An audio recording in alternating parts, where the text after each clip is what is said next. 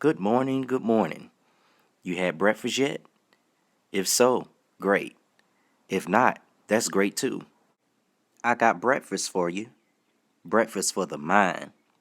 And this is how we're going to start part 5 and head to halftime. This breakfast is going to be so good, you're going to want to go out and tell somebody. This topic is what's going to get people talking, judging. Oh my God. Got your attention, huh? I know. In part 4 of the Messiah story, I concluded that I'm going to deal with me first before I deal with the others in my family in general. So I'm going to voluntarily share my business with you.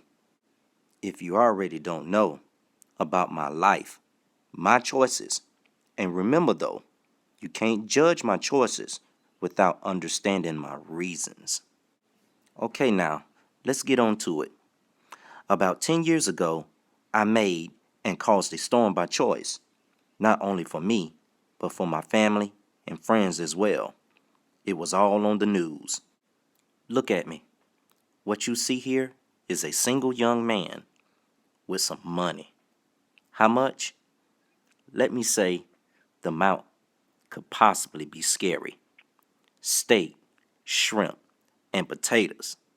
Money and wealth in a short amount of time. Bought a beautiful studio apartment, a Mercedes Benz with custom 22-inch rims that was silver, which was considered big at that time, to set it off just right. I didn't want to make too much noise with flashy chrome to trigger the pigs. All I had to do is get in that car and drive. I wanted this particular vehicle because guess what? My granddad had one, William Q. I wanted him to be proud of me, and he was.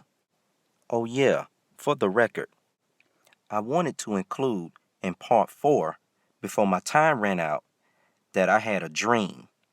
I have the ability to recognize my dreams and become alert and awaken my dreams.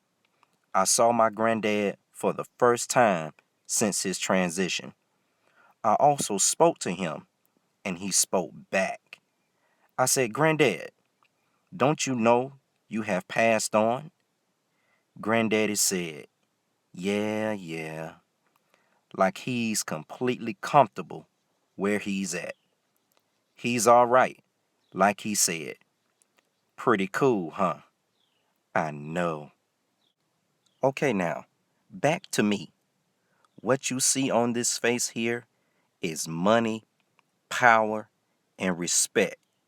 See, I believe in money, power, and respect. First you get the money, then you get the motherfucking power. After you get the fucking power, motherfuckers will respect you. 1 pound respect, what you eating like. 1 pound respect, what you eating right. 1 pound respect, sleep at night. You'll see the light, key to life. And cash rules everything around me. Cream, get the money, dollar bill, yo. Cash rules everything around me. Cream, get the money, dollar bill, yo. Hey, taking a shot on the lounge and top of the phone. Call up my homie, tape at home, polishing this Mac 10 Chrome. Get a lick, we can hit so cold, the click is once again the time. Wow, excuse the split content of the lyrics. Hold on. You know what? I'm keeping this one, because Lil' Kim is being real right here. You know what I'm saying. I was buying my son Joel anything he wanted. Anything. Lobster, steak, and shrimp. Strip clubs and fast women. And underground private swinger orgies with women waiting to experience new partners. And last but not least, I was in the church full time, playing the drums for the church and looking for the opportunity to flirt and get numbers. I even rode my motorcycle to church and took women home right after service. Living the life of a bachelor. My granddad was so proud, though, especially family. I had no problems out of them whatsoever. None of them. It was the money that made the difference. It was nothing but respect. Exclamation point times 500,000. But now it's different. You don't have a say-so in the family if you don't have money to back you.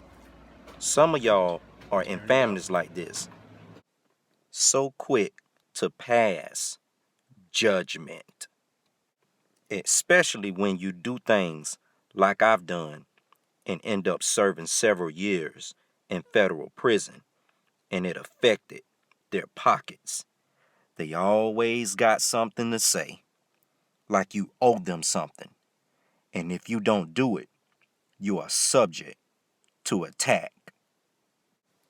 And here it is. A couple of months ago, and guys, I'm going to tell you something that you won't believe. It's going to shock you. Yes, I made mistakes like this one, and I'm still not sure if I did this, or did I?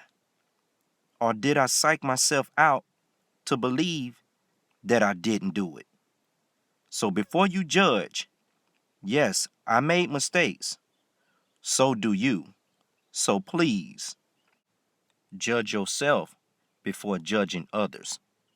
When you point a finger at someone, you also have 3 fingers pointing at yourself. That means you must have a look at yourself at least 3 times before judging someone else. I was in the ICU waiting room and waiting for my granddad to get well, and my aunt struck up a conversation that led to a disagreement, which led to the fact that they were told by my granddad that his grandson, which is me, slapped him in his face. What? I couldn't believe it. Stay tuned to the Messiah story halftime and move on to part 6, because I'm still in denial of this encounter. One more thing before I go, though. I challenge you to just take 6 months to mind your own business and 6 months to leave other people's business alone. Sweep around your front door before you try to sweep around mine. Thank you for watching.